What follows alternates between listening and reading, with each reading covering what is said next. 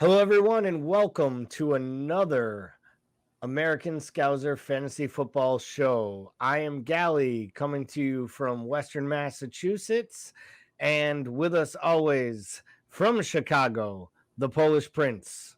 How are you, my friend? I am doing really well. Doing great. Excited to talk about this episode. Not excited for the break. So it is what it is, though. Yeah, these weekends off are tough. I will say I thought I'd be bummed out last weekend with no Liverpool match. It was kind of refreshing. Watch a few matches, not get stressed out, not get irritated, and not watch my fantasy team do poorly because I refuse to remove the players who aren't scoring points. So, with that, we'll jump right in as we always do by inviting all of our viewers and listeners to please join the American Scouser Cup. It is still open. The code is on the screen. If you just go to the app, click on Join Leagues, find private leagues, and search for our league code, you can jump in, and who knows, maybe we will find your name on one of our leaderboards. We have an impressive leaderboard. Our top 10 ranges from 450 points all the way to 481, putting our top person, who I am not going to attempt to say the league team name, out of rights that someone might blame us for swearing in languages I don't understand. But they are at a top 25 or 30,000. It's a really, really well done. I will say when you scroll through this top 10, you do find they've used a lot of chips. So it'll be interesting to see as the season goes on. And if we were to compare this in like a live FPL format to see exactly how well these guys and girls are actually doing compared to the advantages that they've used so far. Matus, you going to find your way onto this screen at any point, or are you just going to toil around the 70 to 100 mark for the rest of the year? There's no chance I crack the top 50 this year. I've Well, made I'd my like to peace. see. There's still 27 weeks left of matches and an extra one, so there should probably still be some time for you to make the climb. But you know that goal of getting to 51 is just well within your reach. So we'll see exactly how we do there. As most listeners of this program will know, we also have our contributors league. Those folks that appear on our podcast, write articles for the website. It's been a tough grind here. Juice is still hanging out on the top, still beating everybody week to week. It's really, really amazing what's happening in this league. Myself and my Monday night podcast host, Timuchin, had a battle this week, came right down to the end. I was happy to say that I pipped him. It's always fun to beat a player on a wild card. You know that you've really set your team up well when someone can stack a team for a week and you still beat them. No, it's not a humble brag. It's a shot at Timuchin. But with that, we'll look at the standings and can't take any shots because my name is the one in bold blue. I should have probably logged in as Kelly so I could take the screenshot of the person in third place, but rather the guy in 10th. He is a good 65,000 spots ahead of anyone else in the league and still cannot win a head-to-head battle. I mean, if you want, I can send the screenshot next week so the blue's on top. Nobody wants that. Nobody wants that. And you will still be on top next week, which is pretty damn ridiculous. Undefeated. You'll never sing that. But you are doing well. You are doing well for now. So we thought a good place for us to start this week was to talk a little bit about match week 8 and exactly how it fared. There was an enormous amount of wild cards being used, or at least that's what everyone wanted you to believe. When you actually look at the wild card usage out of the top 10,000, it was actually less than 20%, which kind of surprised me. And of that 20%, believe it or not, 80% had used 3 or more of their chips: a free hit, a bench boost, a triple captain, and or a wild card. So I think right now there's a little bit of an overinflation at the top, and people are making these moves just trying to get themselves as high up the leaderboard as possible on a match week at a certain period. For me, that's not what the game's about. It is a marathon, not a sprint. The goal is to actually utilize these chips properly throughout the entire season. And you really want to see those green arrows making the rise with 6, 7, 8, 10 game weeks left. My wife last year was as high as 1,300th in the world, but it was just after January. And that's a tough haul to try to hold yourself at that position for that long. She dropped pretty precipitously, ended up finishing somewhere inside the top 20,000. I think she was like 10,500, which is just absolutely Still amazing. incredible. Really, really incredible. She did a great job, and she's still talking about it today. So I'd like to say we could talk about those types of moves with this screenshot we're going to see here. But we're going to talk about a wild card that, well, you define how this wild card went, my friend. It went okay. It could have gone much worse. I still green arrowed. I mean, with such a poor start the first 2 weeks, I've hit a green arrow every week since then, for the most part, I think. And so it's been nice. I've been steadily climbing just a few points above average every week, but that's kind of what I'll take at this point. I don't regret any of the moves I made. Looking at it, I don't think I made a bad move. I just think I got a little bit unlucky. Fulham scoring 3 goals, not having an involvement from Pereira or Mitrovic isn't likely to happen every week. So I think that went okay. I know that you talked about possibly going off Kulusevski. I kind of just stuck to my guns on that one. It kind of paid off, so it wasn't too bad. Rest of the way, I feel like, and that's why I said I think it went okay. I think Newcastle got a little unlucky to give up that goal. But other than that, I think I set myself up pretty decently for the future here. Yeah, I definitely would say I like the moves. The bench needs a little bit of work. I think in this period right now, you really need playable players. And I think Rodrigo is going to be out a little longer than you thought. And I think that might cause you to have to make a transfer there. Because I think you're going to need that $6.5 million player actually playing, because I don't think you want to start Andreas every week. I could be wrong. I'm also worried about Fofana because Graham Potter has kind of made it clear that he expects Azpilicueta to play and be the captain of his side. And I think that is only going to hurt Fofana's time on the pitch. Now, it'll be interesting to see if he goes back to a 3 in the Premier League. And how he would have lined up against Liverpool specifically, knowing they had the speed on the outside, whether or not he would have brought Fofana in for that. That makes me a little nervous as well. And I have to be honest, Forest in general is just scaring me at this point because I think they're ready to concede 2 to 4 goals every match.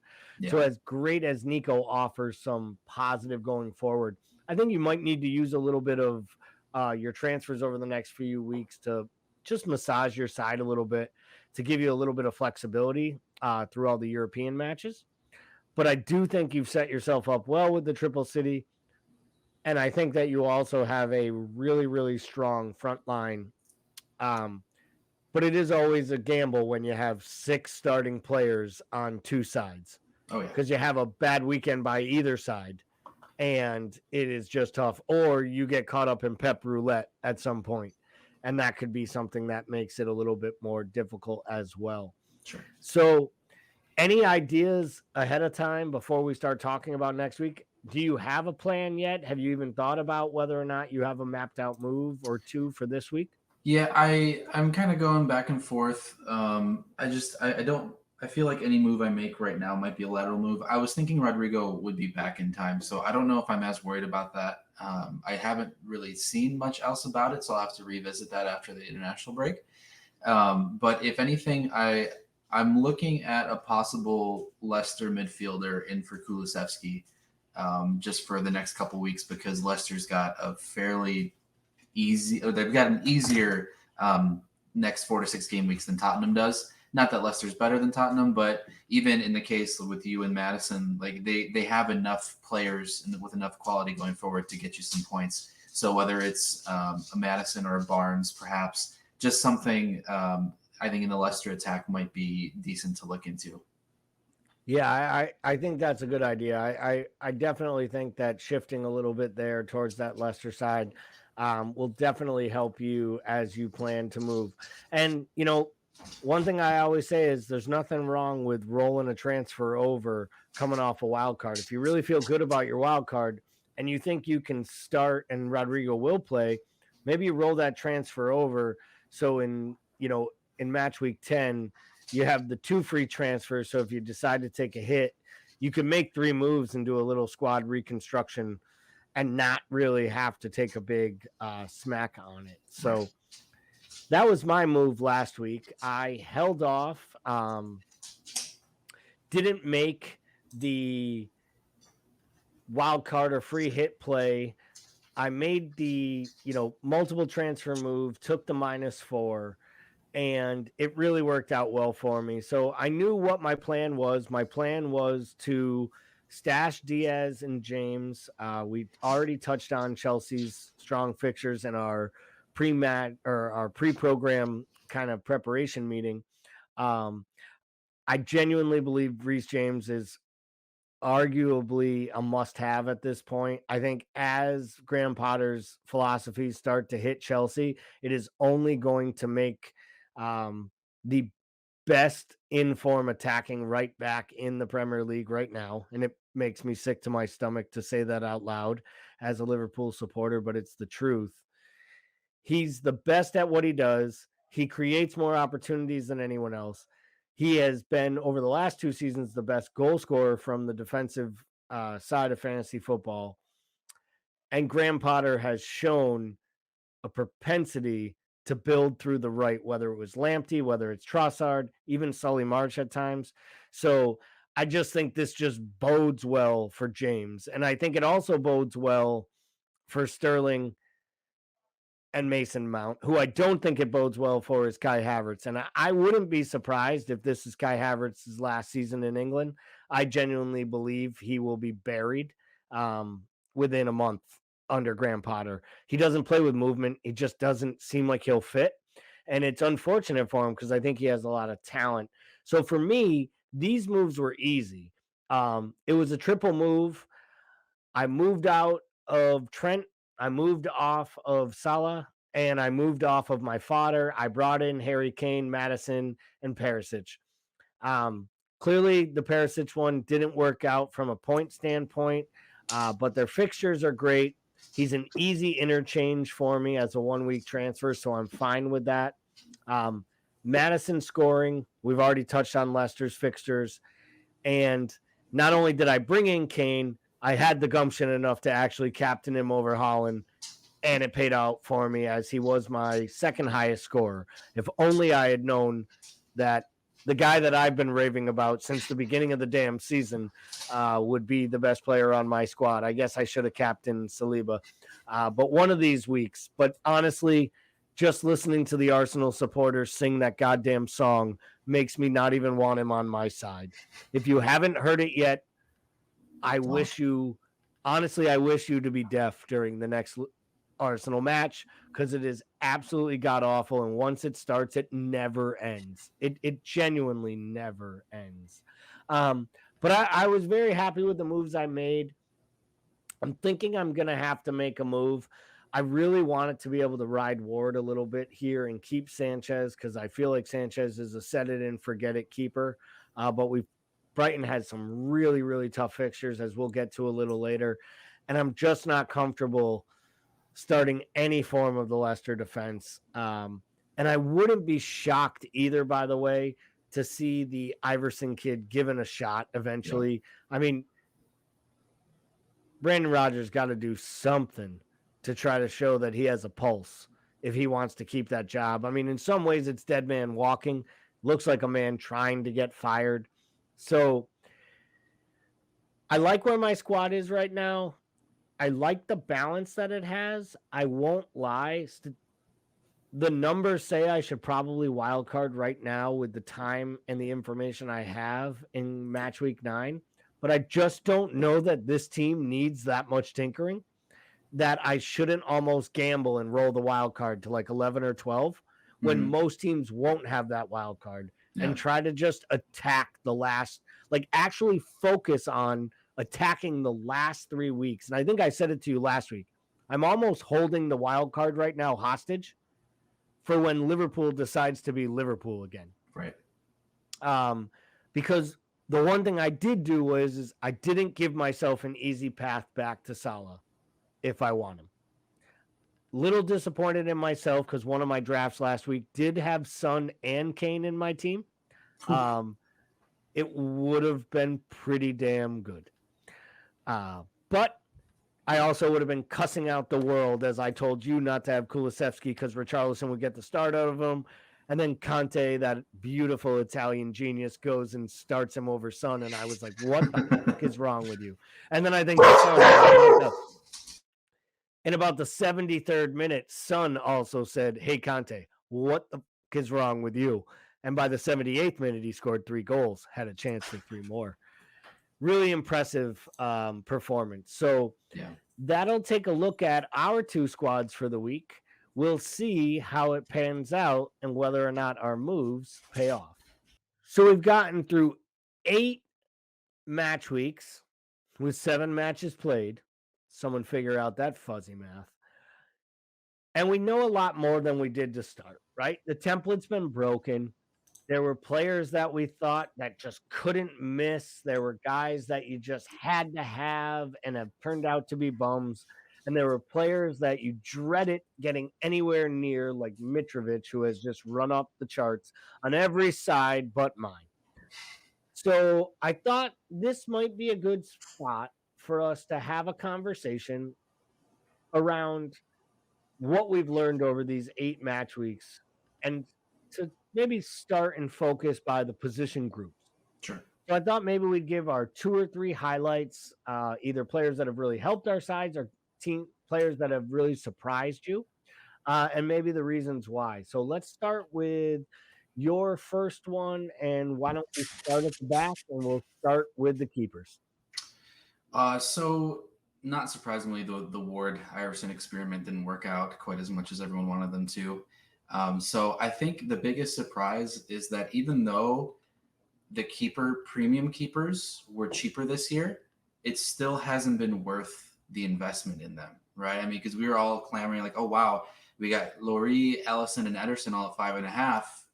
This might be a great time for a premium keeper. Turns out, not the case.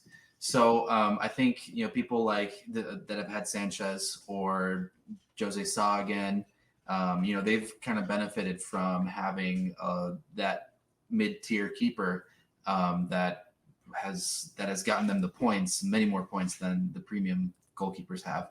So I think I just was too slow to move off that Ward Iverson 1-pointer each week. And, consistency is the name of the game, but 1 point consistency isn't necessarily the thing to shoot for.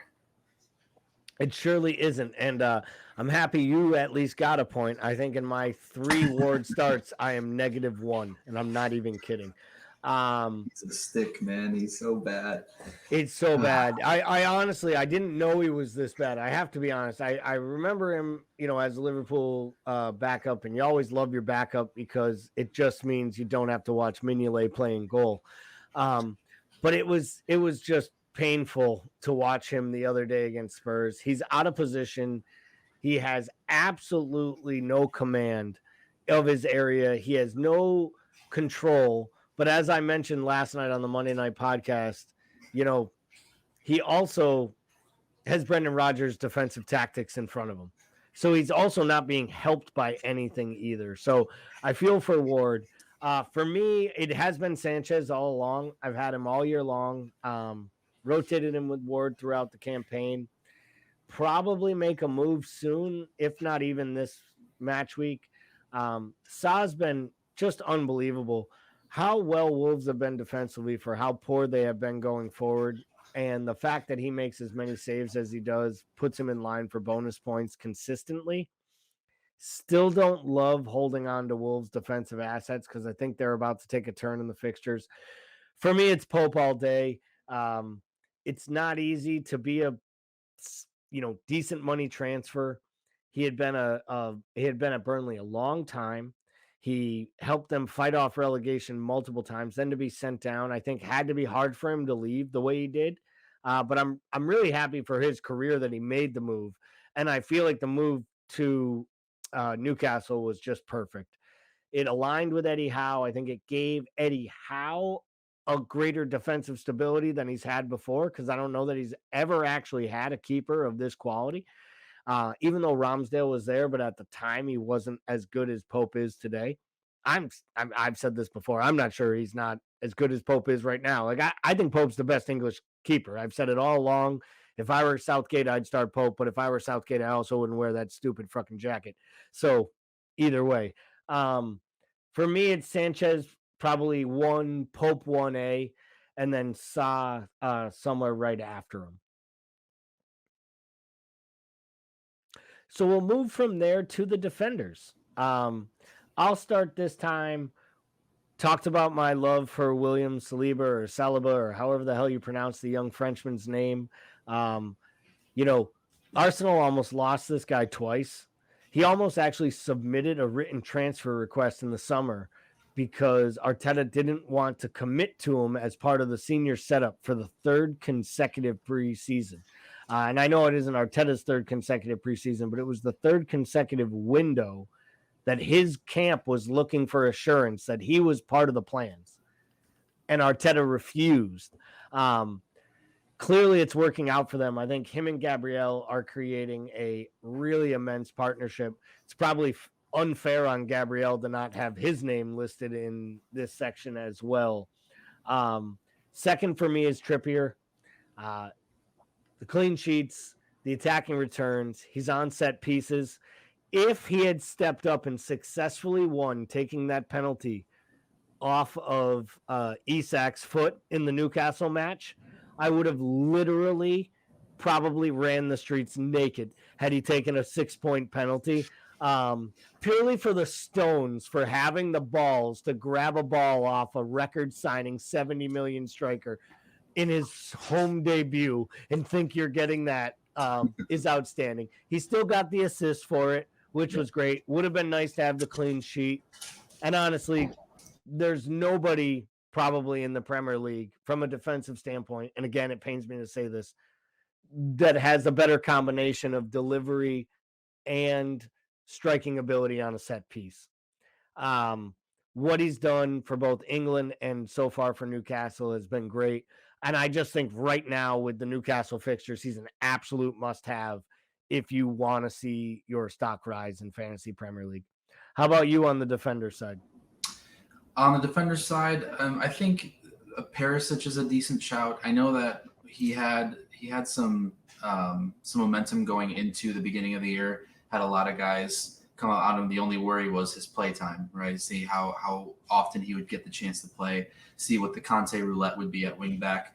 But we've seen that even if Perisic gets 15, 20 minutes at the end, if that's the case, he can still produce an assist. He can still produce a couple chances on goal. So I think it's a good experiment at that price. And if he, depending on how Europe goes, and if he gets more time in the Premier League, if Europe doesn't go poorly, you could see him having him throughout the rest of the year and being able to sit on him for a long time.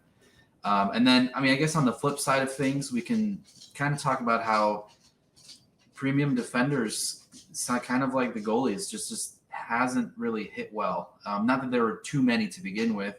Cancelo's been great. He's still the second highest defensive scorer in fantasy, but you had Trent, who hasn't produced as much, Robbo, who hasn't produced as much. And then, so it's just interesting to see kind of the shift from how, I guess, how positive and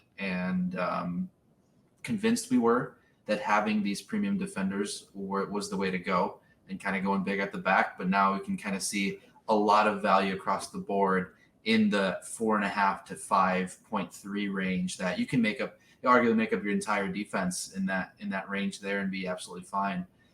So I think it just produces more fun for fantasy because you don't have guys sitting on the same players anymore like they did at the very beginning. Like you mentioned earlier, the template's been broken. So now we get to kind of see how different people can actually play this game and not just following each other for the sake of the template and having the same percentage of ownership.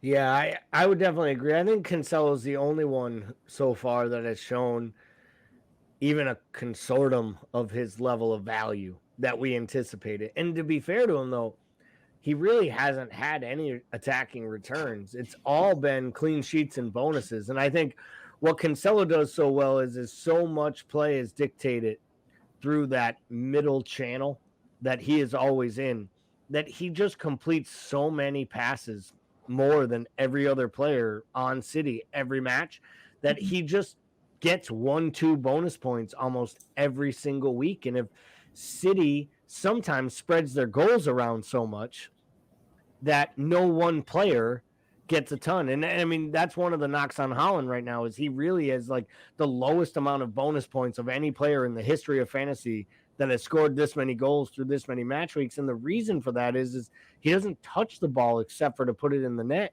Now, no one cares when you're a supporter of City, or you have Haaland as your captain, because you're getting 8 points every goal. But the difference between Harry Kane and Haaland, and the reason Kane is 2 or 3 points behind him in fantasy and not 40 points in a golf, is Harry Kane does so much in between the 90 minutes that it attributes to the bonus program. And I know we've had this conversation both on this podcast, in our Discord channel, around how the bonus points are really, they don't make any sense and they should be higher weighted and there should be more balance in them. I think there is nuance in it. I mean, as long as you're getting a point for a defensive header, then we're taking into account the little parts and aspects of the game. Mm-hmm. Should they maybe count a little more? I kind of am an advocate of maybe the bonus points being moved to like 5, 3, and 1. So that you actually, I mean, could you imagine if you captain a guy getting maximum bonus points and you get an extra 10 points? Yeah. Like, that's a game changer for me. That starts to change the scoring system and start to make the captain what it should be. It should be the first decision you get right every week. And if you don't get it right, you should be penalized, in my opinion. Like, the goal should always be to have the guy, or I'm going to say it, the guy or girl, because this is a gender-free zone on this channel. And if they're good enough to play, they're good enough to play, right? But the truth is, it doesn't matter who they are or how they call themselves. That player has to be the best player on your side for you to maximize your points. I mean, the great players in this game get their captain right first. They use their wild cards properly. And they make sure they maximize the triple captainship. The free hits is always a gamble of when you do it. The bench boost can be based on what your squad is. But ultimately, those chips dictate usually 100 to 250,000 places in your overall standings. And, I really believe that the captaincy could be increased and the importance of it increased by increasing those bonus points. Well, what better way to transition than to talk about the bonus points than probably to hit on the midfielders at this point. Attacking has definitely taken off. We'll start with you on this one. Where do you want to start with your 8-week review on the midfielders as a position group? I think going back to what many people discussed before the season, Martinelli's $6 million price tag was a joke. It's so much lower than it should have been, and he's proven why. Another, I think Rodrigo as well. I mean, I'm not saying that the $6 million wasn't a good price tag for him, but it definitely undervalued a little bit considering what he's done.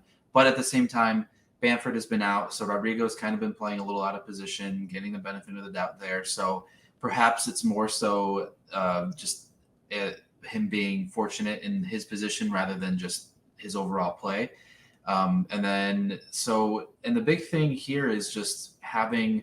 I'm looking at the screen, and then 1, 2, 3, 4, 5, 6 of the top 7 are all in that 5.6 to 7.0 bracket, right? We've had a lot of midfielders in that range that have produced really good numbers. I think I remember early before we started the season, I said that, Rashford might be a great pick if Ronaldo's not playing. And that was always the one thing is, will Ronaldo play or will he not play? And so I think Rashford has shown that at his price tag is definitely a good buy there. If he's playing the way that Ten Hag will let him play, not kind of, but we'll see with Martial coming back how that's going to set up. And then of course Pascal Gross and McAllister having great seasons, but now with the manager change, it's tough to see their production continue, especially with what we'll get into later with their upcoming fixtures being terrible as well. Yeah, I would say, this is the one position where I think you can look at and you can say, if you invested in the right premium asset, you won. Because KDB has been nothing short of the best player in the Premier League. And I understand Haaland's going to get all the plaudits. And I understand everyone's going to talk about even Jesus. And I'm sure we're going to get to him when we move into our striker conversation. But what Kevin De Bruyne is doing, just kind of reinventing that City attack, changing the style to suit Haaland's talents. I think it gets even better at times when Haaland goes off the pitch and Alvarez comes in, which is even scarier because then KDB almost moves into the actual true, like, playing off the striker role. And the striker is more of like a Bobby-like movement striker that just allows KDB space that you can't give him, or he will just create world-class moments. And even when he doesn't look good, he's great. I just wish he looked like he enjoyed playing football as much as I enjoy watching him play football, because he actually looks like he hates it. Yeah. Like, I can understand now why it didn't work with Jose Mourinho at Chelsea, because they're just two sons of bitches who would just be miserable all day on a pitch together. And you'd be like, well, how can this happen? Like I kind of get why Pogba and Jose got on a little bit, because Pogba looks like the dude who like tells fart jokes and like asks people to pull his finger on the pitch and wants to be everybody's buddy. And Jose sits there and, wants to smack everyone on the head with an anvil. But, De Bruyne just has that look of no fun. And he doesn't look like he likes his teammates. He doesn't look like he likes football until he touches the ball. And you're just like, oh my world.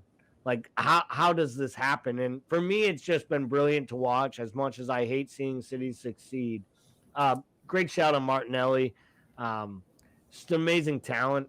I still think top to bottom, if you told me I could have any player on Arsenal, he would be the player I would take. And I love Saka, but I genuinely think I would take Martinelli. But here's my curveball. It takes me to the player I think has been the most surprising fantasy asset of all. And it's the player that would make me argue the best player on Arsenal is Martin Odegaard, and maybe the most important player in their entire machine. Mm-hmm. Now, Fabio Vieira made it look like there wasn't that big of a drop-off to his understudy, but that was Brentford in a match where they didn't look up for it. Odegaard's been so good, scoring goals, leading the team, creating assists. He's played with physicality. You can see they actually are gravitating to his leadership. And, there is a reason that every big club in the world tried to sign a 15-year-old Norwegian. Mm-hmm. And Madrid got him. And it was probably the worst thing for his career. In some ways, it might have been the best, though, because it forced him to be humble, play in a B-side, go out on loan 3 or 4 different times, and realize that Arsenal was a club that he could make his home. And I give him and Arsenal credit for getting this right, because he's been, in my opinion, nothing short of sensational. Yeah, and we talked about him early in the season, talking about how incredible of a player he was. We just didn't know if it would translate to fantasy value, right? Because he was kind of the hockey assist guy who creates but isn't necessarily at the end of the product. With him being part of the end product here, it's setting him up to be a wonderful asset potentially. So that's a good shout. Gotta give him a lot of credit, and I'm serious when I say it too. As a Liverpool supporter, if you told me I could have any player on the side, I think I would snapjaw Martinelli. But I think if I thought about it for a long time, the player in that side that would help our club the most is Martin Odegaard. Oh, I'd love it. It'd be fantastic.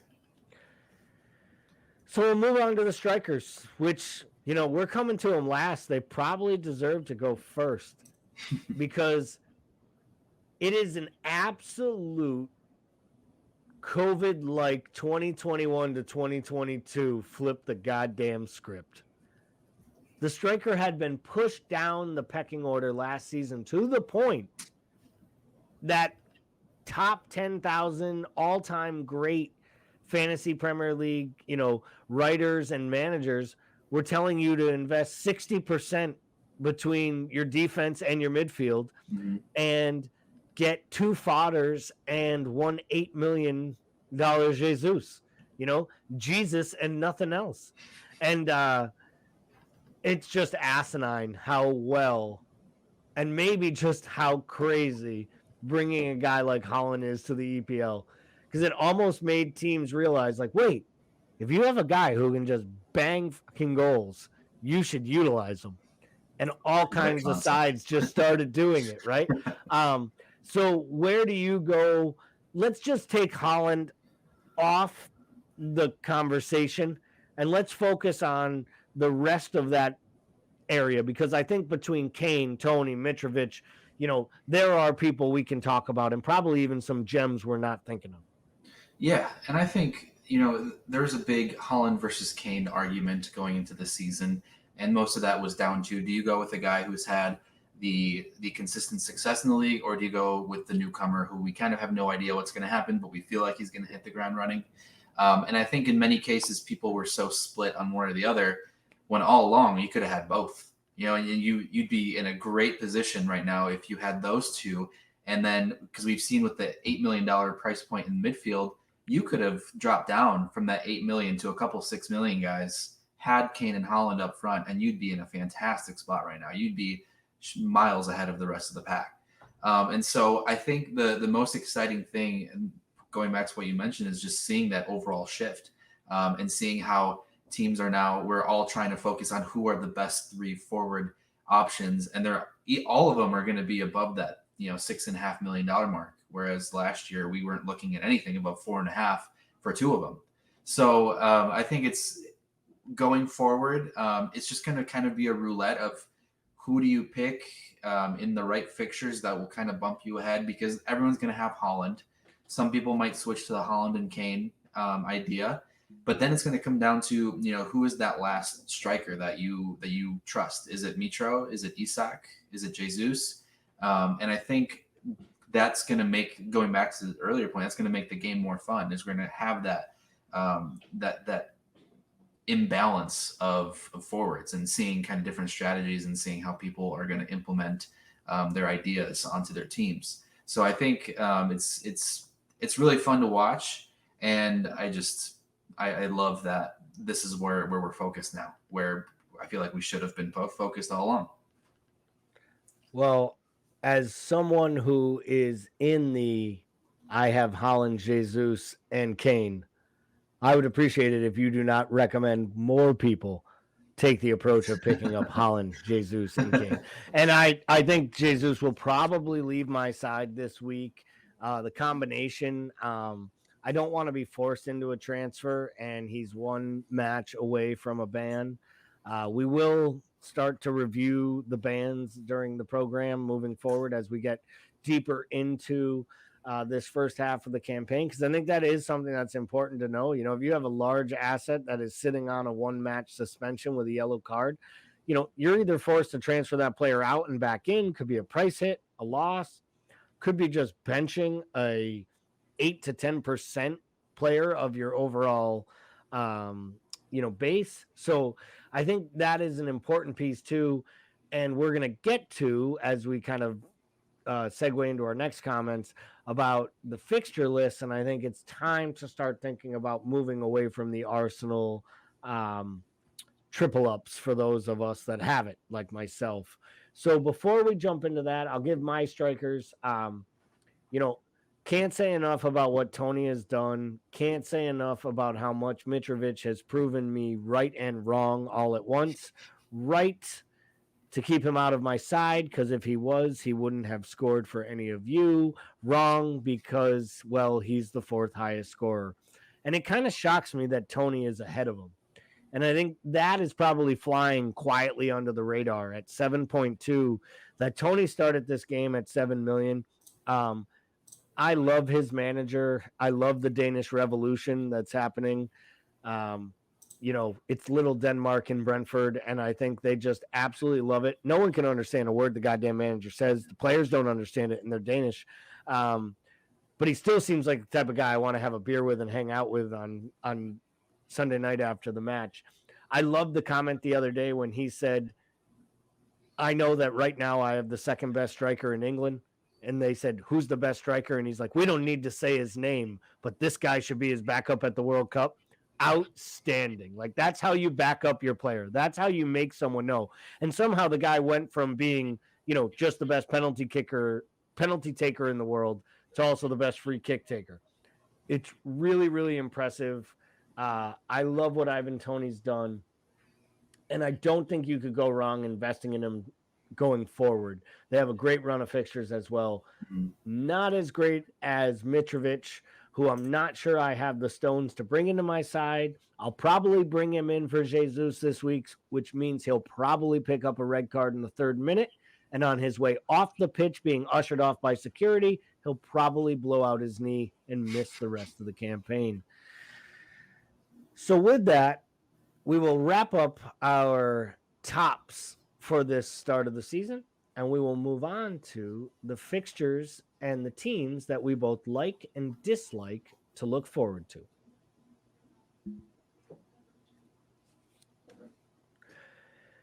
So I want to start with you, Matush.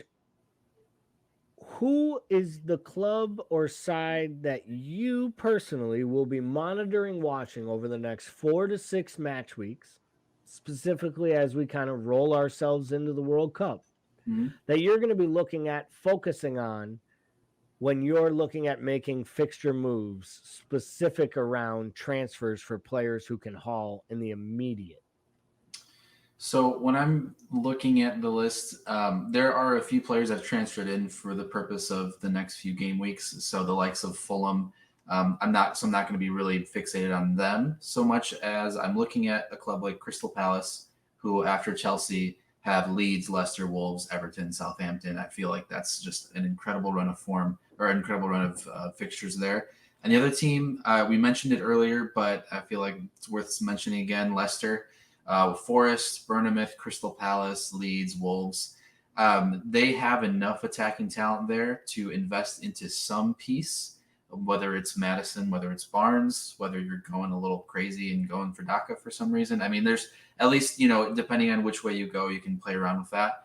But those are the two teams that I'm focused on. I know there's a couple other clubs with arguably easier fixtures, but the teams are not as good. So even a team like Bournemouth that has good fixtures, I don't know if there's so much that I'll be paying attention to. But I mean, at the same time, maybe a Solanke would be a good shout for the next 4 game weeks, given their fixtures. So not sure, but otherwise, I mean, I like Palace and I like Leicester's fixtures, and I feel like I'm going to try to look to get some sort of Palace attack in. And I've left myself $1 million in my transfer pool just to be safe, as sort of getting Mo back from KDB if I wanted to, but I might look elsewhere to see if that $1 million I could get into the club team after the international break. So, yeah, I think Crystal Palace is a great shout. That fixture list you read off, I mean, Everton, Leicester, Wolves, 3 straight weeks.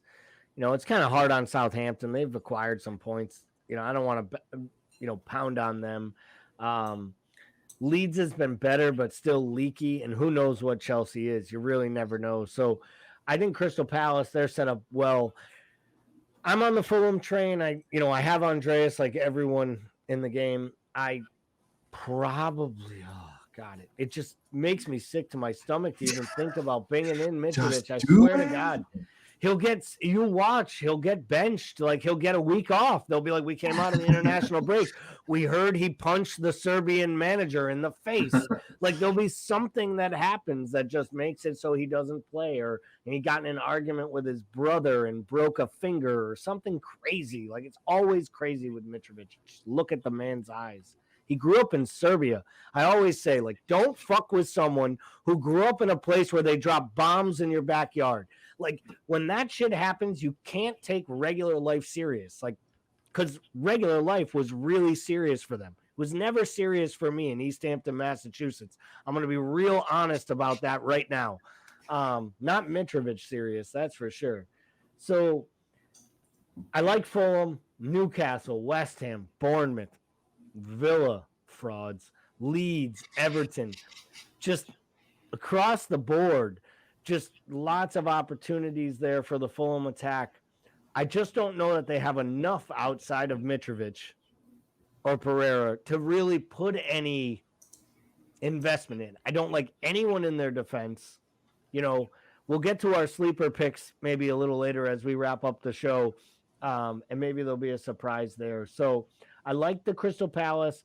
I actually think Bournemouth might be worth a look.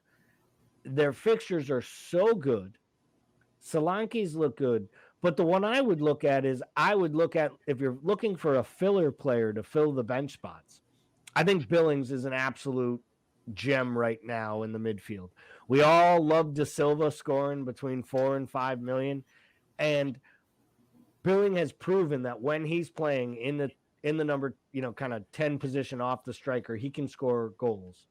And I think this new manager has gotten away from the Kiefer Moore experiment playing Route 1 football. He's also gotten away from trying to outdress the other manager. He's actually trying to outmanage the other manager. Scott Parker should pay note. But Bournemouth should be proud of themselves. 3 draws in a row, a win. They have 6 points. It's 6 more points. I said it last night in the pod. It's 6 more points than I thought they'd get. And it looks to me like a side that might actually create a little bit. And if they're creating, I think Solanke gives you real value at under 6 million as a starting striker in this league. So let's move to the sides we dislike, or maybe we don't dislike as much. We're nervous around our investment in. Who would be your number one fear and or worry over the next 6 match weeks? Probably Arsenal. You alluded to it earlier. Having triple Arsenal is probably not the route to go. I don't think Arsenal has they've got a tough break, but not bad enough where you should get off of all Arsenal, right? because you've got Spurs, Liverpool, they've got them both at home, then they have Leeds away, but then they have the blank game week. So that's the one to really look out for, because even though the blank game week is sandwiched in between Leeds and Southampton and Forest. So after Liverpool, you've got Leeds, but then you've got the blank. So you have to kind of pay attention to that, because there's a world where, you can still stay on all 3 if you want to bench one of them, if you have the assets to go from there, because then after the blank game week, going back to Southampton and Forest, they could be valuable there. So Arsenal is one that I would look to be weary of. And then City doesn't have an easy next 6 game weeks either. They've got United, Southampton, Liverpool, blank, Brighton, and Leicester. Now, City is City at the end of the day, so can they go and smash all 5 of the 6 game weeks? Sure, but this is probably one of those moments where, especially if someone like yourself who still has a wild card, this might be a good opportunity to look into seeing if there's something that you can get off of City and Arsenal wise for the next 6 game weeks, and then bring back a couple guys if you need to up to the World Cup, and then bring all those guys back after the World Cup, and we can transfer in anyone. So those are 2 that are kind of tough, especially because we have a lot of those assets, right? I'm not going to talk about, teams that like Wolves, who has a really tough 6 game weeks, because we don't really have many other assets that we care about. So from a purely standpoint of, hey, these are a lot of guys that we have come from these 2 teams, Arsenal and City are the top. Yeah, I would absolutely agree. There are teams I don't like at this moment, and it's more for how they're playing or kind of the momentum in which they're going. But I think you have to look at these teams because most of us have anywhere from 5 to 6 of our 15 players represented on these 2 squads. Mm-hmm. And you can't have that in match week 12 or you're going to free hit. And that's where you have to start thinking, which is why I'm thinking I probably move off Jesus this week. I'm okay with playing Martinelli in tough matchups because the value he brings at his price. I'm also okay at 4-7 of stashing Saliba on my bench as fodder. I've utilized less talented players. I still have, Bailly scoring and playing as a 4-9 and starting, so I could drop him into midfield. I have Andreas starting every single week. And now I have 3 playable strikers, which was really a key for me of that whole kind of reshift last week, was getting off of having 2 players every week that I was afraid wouldn't get 90 minutes. I feel like now I have 15 players that are going to start every single week for their side. And it's really key because it allows you the flexibility to make those moves. What I don't like about City is the fact that on top of this, they have their European requirements in midweek each week. Right. And I'm nervous that there'll be rotation on top of the blank game week 15. So I'm really starting to think about where I'm going to weigh my City assets. I currently have Cancelo and Haaland. We'll get to some players, I think, in the sleepers, kind of our differentials, that I really believe might be able to be ones that you can look at, one of which is on City. So for me, it is City and Arsenal, but I think it's more important that you probably move off of an Arsenal player or two if you're fearful that they're not going to keep up their scoring. I think when it comes to City, you have to be willing to know that there's going to be a big match that you start KDB or you start Haaland, and they may not play at all. And that is a tough pill to swallow in a league like this. And I think for that, it's really important that players are looking at the fixtures. And I think we'll do a better job moving forward of looking at this type of a segment each week, because I think it's really important when you're trying to talk about making multiple week decisions is to know what – it's great to have a watch list of players, but it doesn't do you any good if you don't know who they'll be matched up against. Right. So that was our review of the likes and dislikes over the next 6 weeks from a side standpoint in fantasy EPL. So as we wrap up this week, we're going to talk a little bit about transfers into game week 9. So up on the screen now, we have our top 5 ins and outs. Let's start with the outs and let's blow through these because I think it makes sense why they're there. Yep. There's clearly still a fear about Mo Salah, the dropping of price, I think increased value in KDB right now is probably the premium midfield asset, which is just crazy to say since Mo Salah's joined the league. And of course, Jesus' ban, Rashford's injury, Alexander-Arnold's dip in form, but I still think that might be a little short-sighted. Like, I understood selling him last week. I don't understand selling him this week. And Zinchenko on an injury.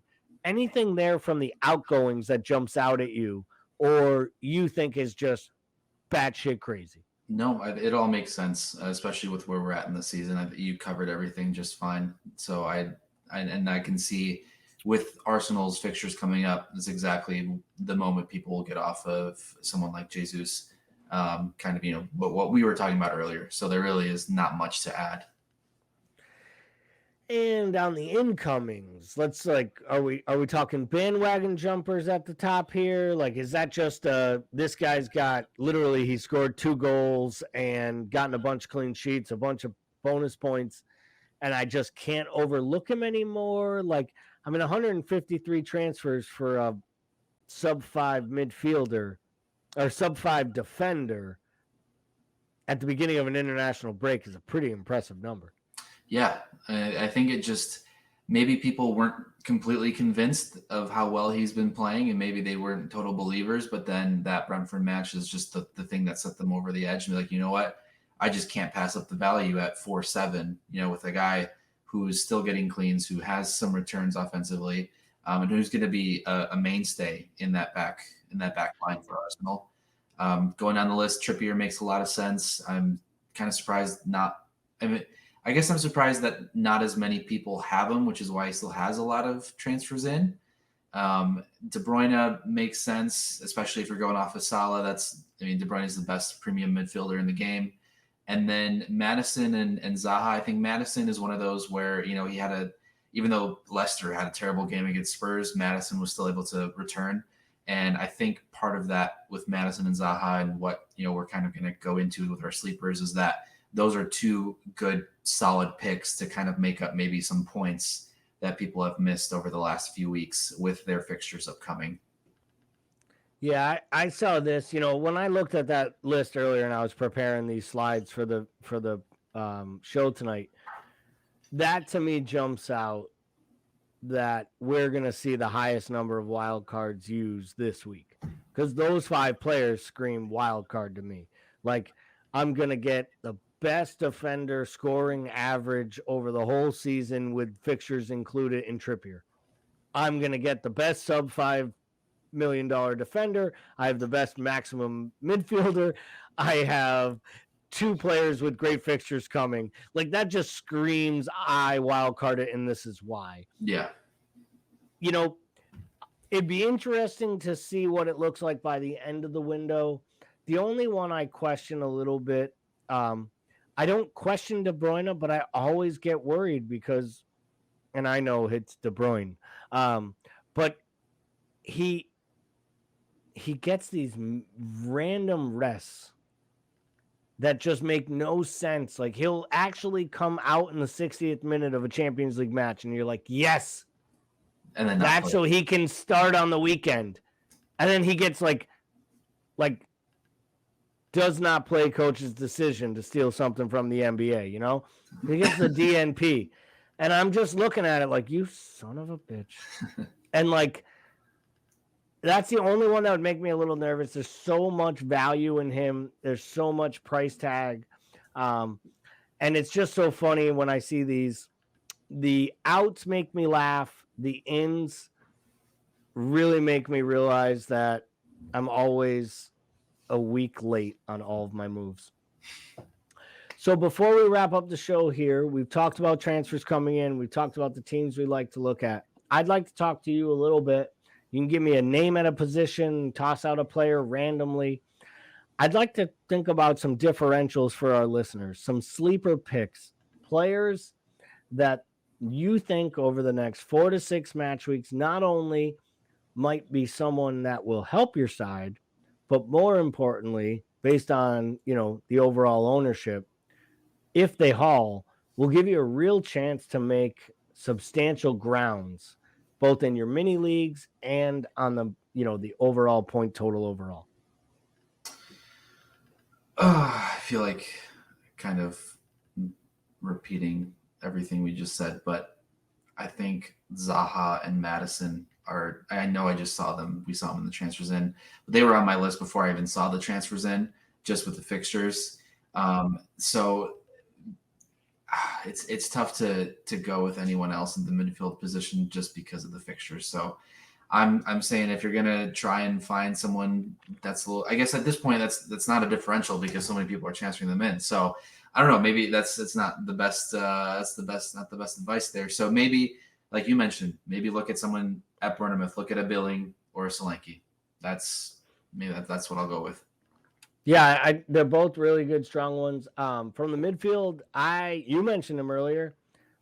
Believe it or not, Harvey Barnes is owned by less than 2% of the entire game.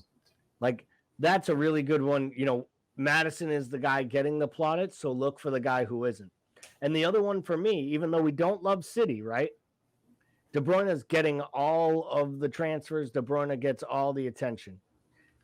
It pains me to say this out loud, but if you really look at the underlying numbers, there's been no player better over City's last 3 matches than Jackie Grealish, and owned at less than 1%, under 8 million for an attack-minded midfielder that creates and can score in the country's best offense.